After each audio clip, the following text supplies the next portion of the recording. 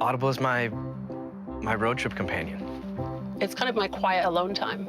Audible is a routine for me. It's like a fun night school for adults. I could easily be seduced into locking myself in a place where I do nothing but listen to books. I never was interested in historical fiction before, but I'm obsessed with it now. There are a lot of classic and big titles that I feel like I missed out. Since I don't have time to read, might as well listen. If I want to catch up on the news or history or learn what's going on in the world, I can download a book and listen to it. Because I listened to her story over and over again, I made the decision to go ahead and follow my own dream, which was to help other veterans. I think there's like 180 books in my library now. It changes your perspective. It makes you a different person. It's true. It's so true. Download Audible and start listening today.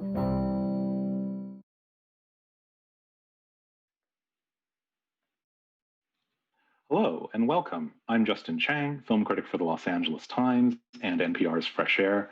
Thank you all for tuning in to the 25th Annual Festival of Books and our virtual event with Academy Award-winning actress, director, producer, activist, and debut children's author, Natalie Portman, who will be presenting her children's book, Natalie Portman's Fables.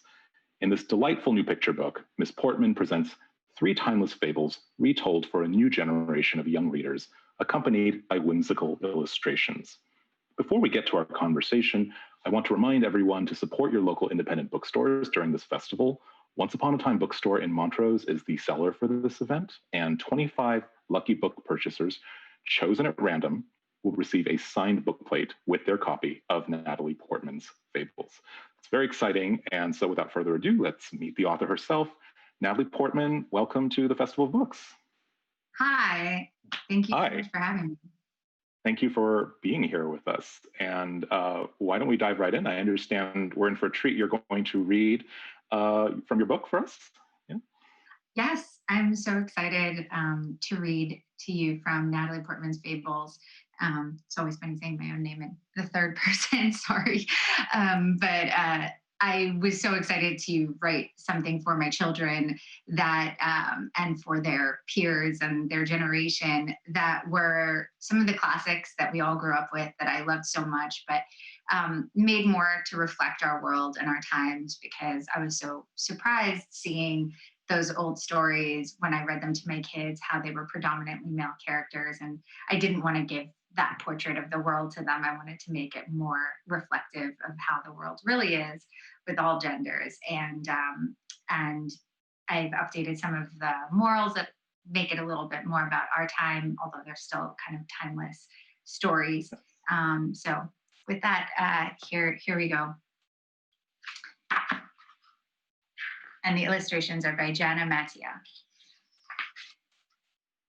The Tortoise and the Hare. Once at Sheep's Vineyard, with very fine weather, the townsfolk gathered for the games together. While sipping their juices from all types of grapes, they cheered to find who was the greatest great ape. But when it came time to compete with the hare, no one stepped forward, no one would dare. I'm so fast and so strong, I win distance and sprint. I'll kick up the dust, you'll just sit there and squint. Where's your humility? Asked Wolf that day. The one tea I care for is creamy Earl Grey. Tortoise stepped forward, her home on her back. I'll race Mr. Hare, he's a nut I can crack. Hare has a sleeker and shinier sweater, but maybe he'll learn sometimes more isn't better. The pig siblings gasped, is she brave or weak-headed? Vroom, vroom, said proud Hare, I run fast on unleaded.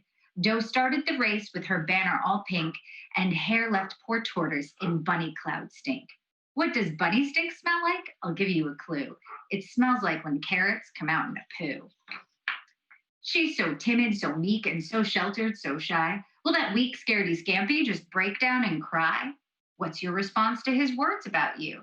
I have nothing to say, I have too much to do.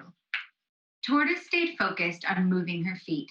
Hare got distracted by drum and bass beat. Ooh, there's a party, I love nothing more. There's plenty of time, I'll just dance near the door. Then if that slowpoke just happens on by, I can jump out in the blink of an eye. But Hare got sucked in by the thrum of the song, and Tortoise, unnoticed, kept creeping along. Tortoise drowned out the distraction of noise and plodded along with resilience and poise. She knew that she didn't have hare's speed or sneer, but also a braggart cannot persevere. Tortoise took her sweet time, but enjoyed every step. When she passed the finish line, the townsamos wept. We never thought a poor burdened old reptile could outpace a winner mile after mile. As Tortoise stepped up to receive her gold, she spoke in a voice both loud and bold. Honey moves slowly, and it is the sweetest. A life lived attentively is the completest. The next story is The Three Little Pigs. When Mommy Pig saw that her kids were all grown, she told them, "It's time to move out on your own." So Norm, Melinda, and Georgie said byes and left their dear mamas to build their own sties. Norm took his couch and got takeout to eat. He slouched on the sofa and put up his feet. He ate noodles and noodles until he was sick. And then his house rose from old dirty chopsticks. "You smell worse than me in your house made of junk," said Stinkmaster General, Norm's new squatter skunk. "Do you think that chopsticks will prove to be sturdy? I bet that they won't make it past 7:30.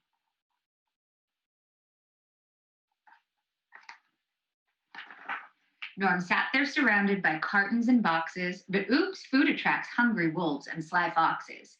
Little pig, let me come in," said Wolf as she ate out of Norm's garbage bin. "Not by the hair of my chinny chin chin," said Norm with his voice sounding terribly thin. But Wolf was not there to be scary or mean. She just came to say even pigs should keep clean. Then before Norm could even begin, Wolf huffed and she puffed and she blew his house in. Norm left for his sister Melinda's new digs. He hoped she had room for 2 couch-loving pigs. Melinda loved sodas and all types of sugars. She'd sip as she'd pick and then flick all her boogers. As she just sat there without even knowing, the pile of plastic kept growing and growing. Chimp was her nosy and noisy new neighbor. She said, "Dear Melinda, you must learn to labor. A house built of straws while your thinking is hazy. To have strong foundations, you cannot be lazy."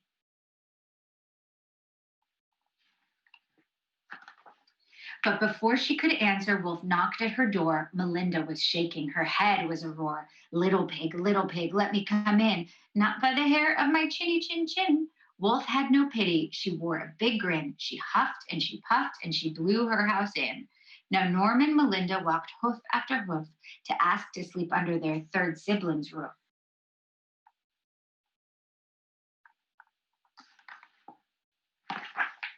Young Georgie was never a pig to sit still and preferred to perfect pioneering pig skills.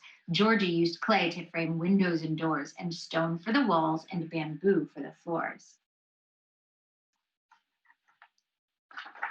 Even though Georgie would make perfect bacon, Wolf was impressed by the house they were making. Little pig, let me come in. Not by the hair of my chinny chin chin. I just want to tell you I like how you build. You're thoughtful, hardworking, and wildly skilled." But Georgie had heard the 2 other pig stories and knew not to trust in Wolf's shower of glories. "Let's meet at Sheep's Orchard at 8:15. We'll pick some red apples. Make sure you're not late." But when Wolf arrived the next morning on time, Georgie was already home making pie. "Oh, I got there at 6. You can ask Mr. Rooster. Waking up early is an energy booster." "Then let's go tomorrow to Doe's new vines. We'll pick some tomatoes. You'll show your designs." But when Wolf arrived to pick the red fruit, Georgie was already home making soup. Georgie said, "Wolf, won't you get off my lawn? I woke up and picked my tomatoes at dawn. Come down the chimney and join us to eat. We'll have some hot soup and then something sweet." Wolf scooted down into boiling hot water and screamed as the water got hotter and hotter. Wolf climbed out quickly. "Now I must confess, I know there's one pig with whom I should not mess. Waking up early and working much harder makes a pig safer and stronger and smarter. Planning and thinking out how to build cleanly makes your house sturdy and keeps our earth looking greenly."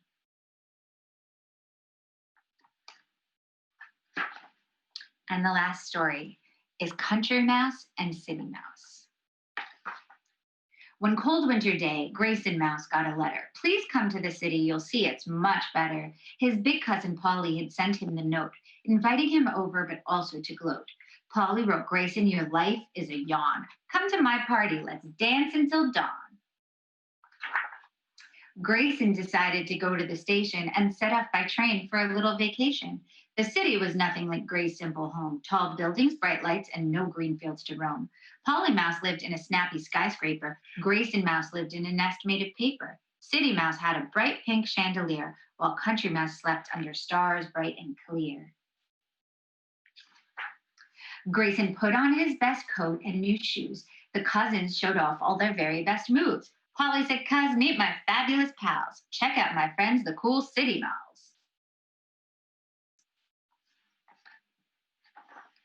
Look at my silverware, crystal and things, my necklaces, earrings, and so many rings. Oh, and try the fondue. It's so melty and Swiss. You'll love it so much you might give it a kiss. Grayson thought, wow, she's got so much great cheese. All I've got is field scraps, and my friends have fleas. But suddenly Cat strutted into the room, and fear filled the air with a sense of great doom. Cat said, you're eating my odds and my ends. Now I will eat you, and then all of your friends. I'm out, said the peacock. I'm not into danger. Rhino said, friends? No, we're practically strangers. The ermine girl said, don't eat us, Cat, please. We're just here for goodie bags and the great cheese.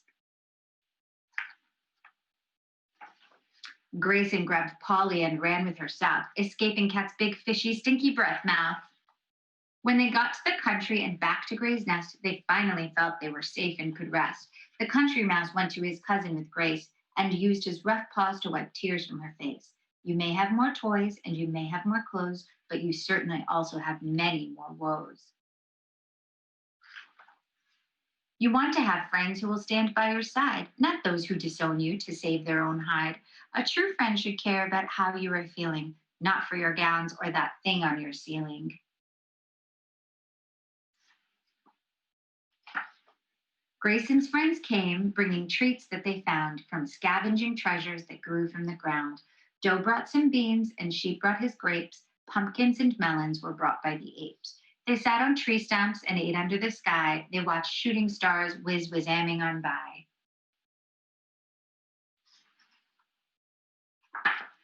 They laughed with their friends until the sun rose. They laughed until water came out of their nose.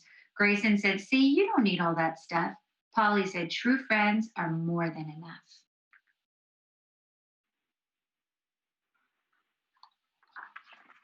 And that's the end. I hope you all enjoyed. The end. Thank you for that, Natalie. That was lovely, and it's wonderful to hear it in your voice, your words in your voice. When I read this book to my 4-year-old daughter, and we were delighted that you'd written them in these very, intricate rhyming couplets. And I mean, I love rhyming poetry. It's very fun to read, and to write, and it's not an easy thing to write. I mean, was that something you'd always had a particular talent for? The poetry aspect thank of it. you. Yeah.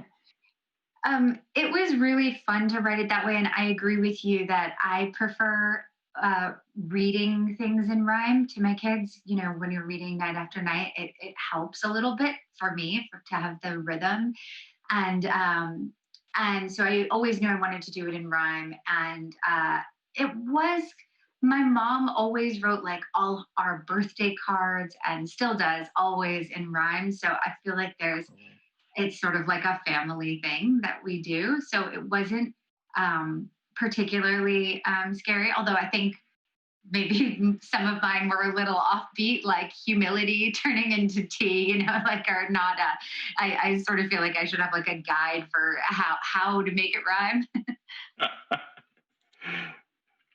No, it's you nailed it. I mean, and this, you have a note at the end, of course, where you mention your mom and just her reading to you, and of course the book is dedicated to your kids as well. And I know it's a very personal thing reading to our children, and so was that what inspired you to, besides what you'd already mentioned, of course, the reasons why you were inspired to write this, but just doing something that personal and meaningful to a family thing, and letting other families experience that as well. Yeah, it was absolutely personal. I mean, it was really inspired by wanting to create something for my children. And my mother, of course, inspired me so much. I think that the time we spend reading to our kids is so much such special time that we spend together. It was special time that I spent with my parents, and now special time that I'm spending with my children. And it's also remarkable in that they're kind of the only books that you read over and over and over again. Like I don't think I've ever had the experience with anything other than a children's book that I would read like, you know, 10 times a week, and so it puts extra pressure for me on it of like, you want it to be meaningful, that your kids will get something out of, and also for you, because you're reading it over, it almost becomes these like little mantras and things that stay in your head. And so for parents and children alike, I think, we have to choose carefully what we read. Absolutely. And in reading many books over and over again to your children, of course, as you said earlier, you noticed, and I think we're rightly disappointed by tendencies in the way books that are written for children, and gender differences, and books being written for boys versus for girls, and what kinds of stories and subject matter are, suitable. And that, can you tell us about that? Just what you were noticing, and because I think you make a great point. It's like we so often just assume by default that the characters in a classic fairy tale or fantasy are male, especially when the characters are animals. It becomes even easier to perhaps jump to that conclusion. So yeah, tell us about what you were noticing. Yeah, I think it's a very natural default position. And I mean, in many languages that have more gendered, like verbs and stuff, the default is always male. Like if it's a group that's mixed, you use the male form of the verb. Like in most languages that are gendered, and English is not in that way, but we still tend to default to assuming like an animal is male. And I do it myself. I notice, I go to the park and I'll say, oh, look at the squirrel. Isn't he cute? Or like, I wonder what, this dog, what's his name? That I'll always default to male. And so it's very natural. I don't think it's, natural, not natural. I think it's very socialized to be, something that we do. But it's something that I've become aware of so much, especially with the difference of reading to my son and to my daughter, and the kinds of books that are aimed at each of them. And I thought really storytelling develops empathy more than anything.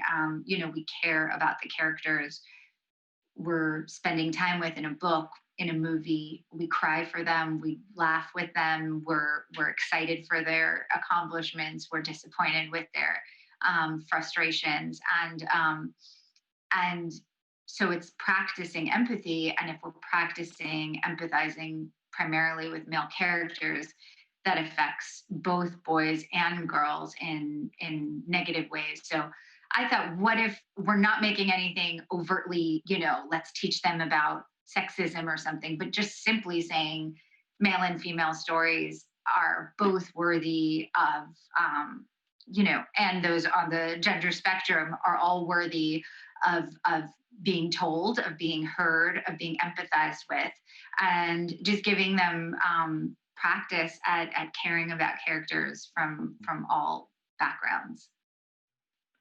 And there's just a wonderful matter of factness about it too, and the way the roles are assigned in the story. And even the big bad wolf is female in Three Little Pigs, which I think is great.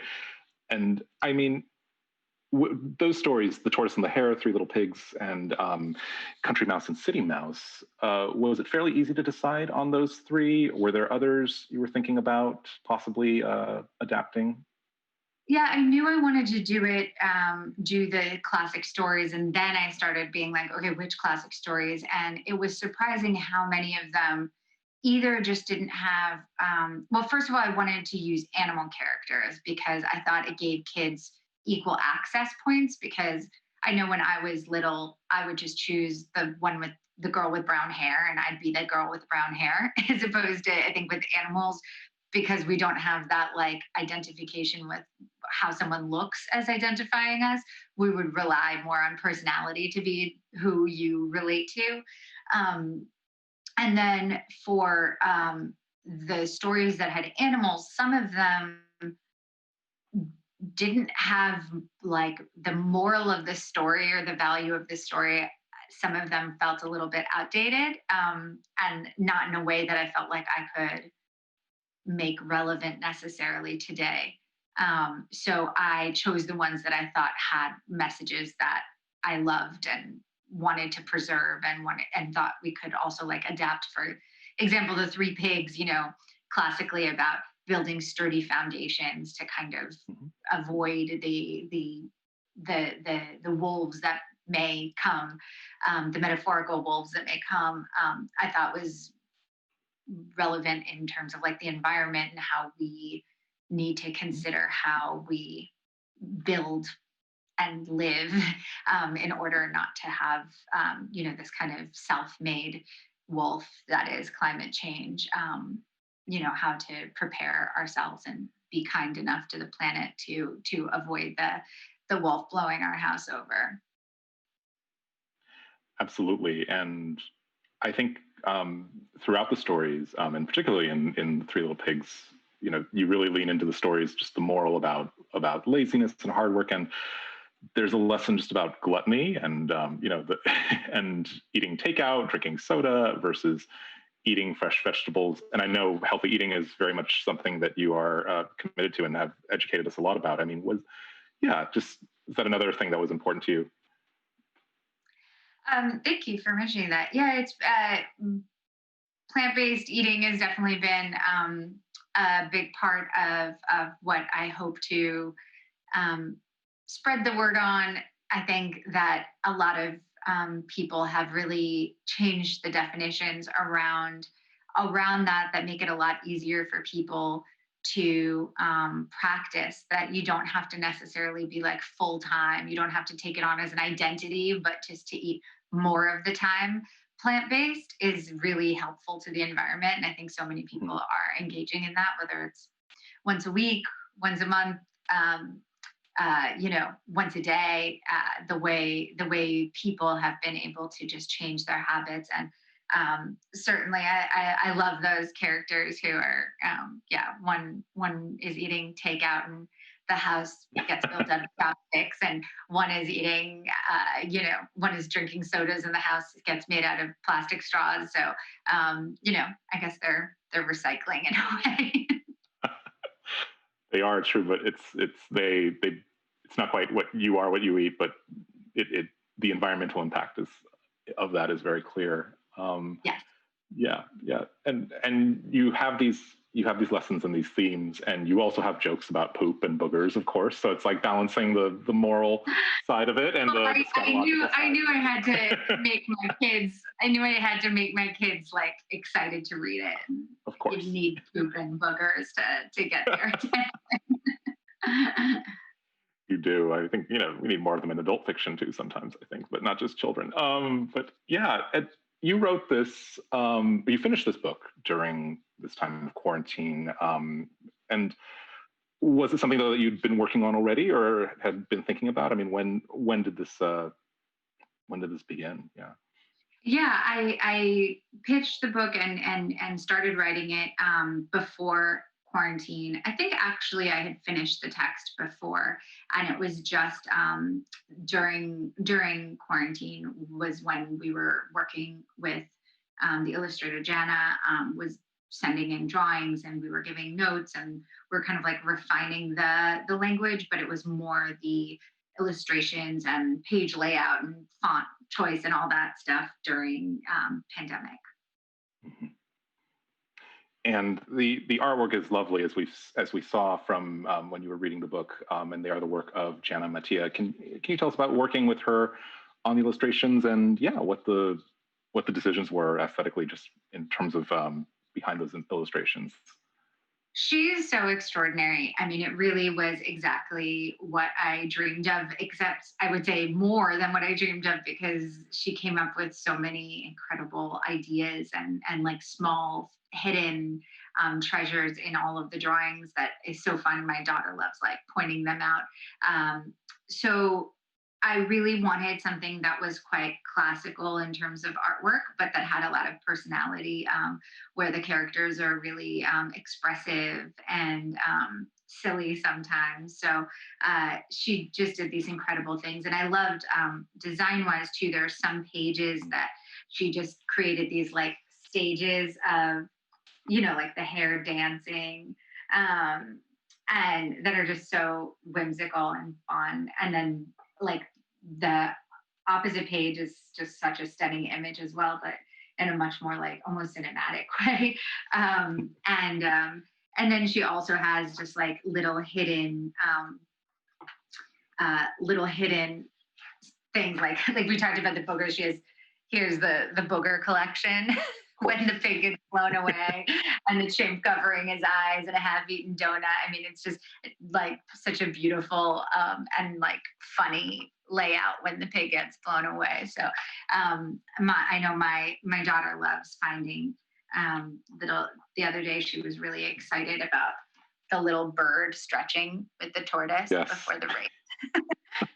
But it's so fun because they can just find the little stories hidden in the picture. So I was just so blown away, and it was really incredible to see the drawings coming in. Can I ask, what has your kids' reaction been to the book? And I know, their mom does a lot of things, but now being a first-time published children's author as well, something very much for them and for other kids. It's really exciting. My daughter, I mean, whenever she asks me to read the book at night, I get really excited because I know she's very like picky about what we read.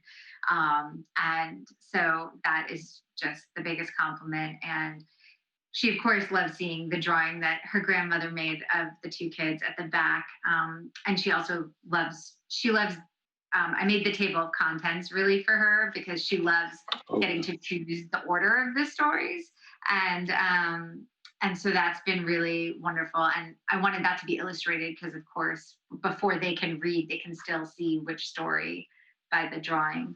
And then my son really likes it and gave kind of like a very mature analysis. He was like, "Oh, I see, that was very clever, the way you made instead of straw that they build a house out of, it's straws from like clever, mom." But he's 9, so he's kind of out of the age range, unfortunately, but he's now like on my case to make a book that's more age appropriate for him because he's all into his kind of kid graphic novels and stuff.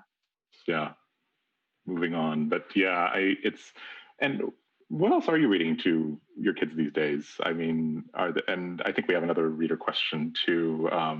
Actually, why don't we go to that? I think we have a question a pre-selected question from our audience. It's a question from Bonnie, I believe. I think it's going to come on the screen in a moment.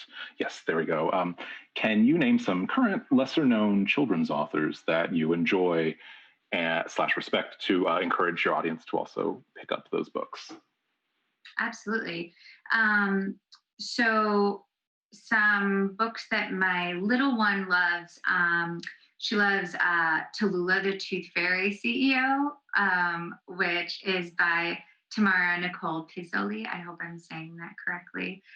That one's really, really funny and smart. And she loves Wild by Emily Hughes, which is a great book. And this, I think, is well known, but Sofia Valdez, Future Prez by Andrea Beatty. She did the Iggy Peck Architect and the Rosie Revere Engineer and Ada Twist Scientist. That whole series is pretty wonderful. For older readers, a few people I'm really big fans of personally have just come out with kind of young adult versions of their books. So Abby Wambach has Wolfpack out right now, and Patrice Cullors, who is one of the founders of Black Lives Matter movement, among many other incredible movements like Reform LA Jails. She has an incredible book called When They Call You a Terrorist, and they have a young adult version of that too, which tells her whole story and kind of creating the movement, which is incredible. And then Sanctuary by Paula Mendoza, who's also an incredible activist. Those are all like, I think, young adult, maybe middle-aged reader also, like, I don't know, I'm sure everyone knows their own kids' like maturity level and readiness for that kind of thing. But those are really awesome people I admire a lot with books for young readers right now. Thanks for those recommendations. I know that I'm curious to know if you've gotten any in terms of the reception, because I love the idea that it's never too soon to start telling children about the world and about issues that sometimes we don't talk enough about even as adults. And I know that there can be this impulse to try to not do that and in the interests of whatever, protecting children or whatever, but it comes off as very infantilizing to me. And so I'm curious, have you gotten any blowback or anything for, I don't think these, caring about the environment should not be a political issue, but right. it's of course I shouldn't even have to say that, but have you, in terms of the reception of this, has there been that kind of, or do you anticipate any kind of reaction to it? No, I mean, I haven't. I mean, the stories are quite classic. That was part of my point of using the classic stories, was because I do think my 3-year-old isn't ready to talk about, the obstacles she's going to face as a woman. I don't want to introduce it to her right now, because she thinks she can do anything, and she should think she can do anything. And I want the world around her to change so that, she's not going to have the obstacles that that my generation had, or that certainly, of course, generations before us made it even better for our generation. I think it's too early. And I also think boys and girls need to be exposed to it. And sometimes it's hard, because when you're introducing issues like sexism or like any kind of prejudice based on the categories we are placed into, with kids, you sometimes feel like you're almost introducing the idea to them. Like, they don't see difference. They don't think that there are different possibilities. And then when you talk to them about it, you almost feel like you're introducing it, and you don't really want to. So to me, it's more about exposing when they're young, exposing them to all different kinds of stories and asking them to empathize with all different kinds of characters. Because I think when they're practicing saying, how does that person feel? How does that person feel? How does that person feel? To a whole range of ways people, backgrounds that people come from, levels of ability, and of course, gender, that you're making them a more empathetic person. And that feels like the foundation to just being a good human. And then to talk about, historic racism, sexism, ableism, oppression, I think you can introduce when they're older and they're more aware of it. But I think the building block to me is empathy for all people, not just people who are like you. And so books are such an incredible resource for that, because there's so many great, there should be more representation, but there are so many great writers who are showing different experiences now, I think, especially. Natalie, we have some more audience questions that I will ask in a moment. If I can do a quick non sequitur before I turn it over to that, though, I just wanted to let you know, my 4-year-old is obviously not old enough to have seen Vox Lux, your brilliant movie from a few years ago, in which you gave such a great performance. But I have to tell you, we play your song from the film Wrapped Up. It's just it's just always playing, and she knows the lyrics pretty much by heart. So I know that seems weird, but that song is a total banger. So that's awesome. Yeah.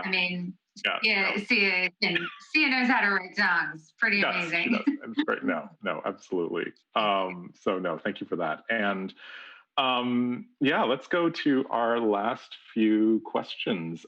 We have one from Christopher. This question is, did you rely on any friends or their children, yes, to be early readers to provide feedback on the book? I really relied on my children the most. I would read to them, and it was hard before there were even illustrations to get them to pay attention. But it was helpful to see the parts that would keep their attention, and that they would, start getting distracted, or when they would laugh when a joke fell flat or something. So that was good. They were my at-home editors, which was very lucky. It's very fortunate to have those in the house. We have a question from Stephanie next. And we touched on this a little bit. How do you discuss current political and environmental events with your children? And I guess that goes not just in book form, but in general, broaching tough subjects with our kids.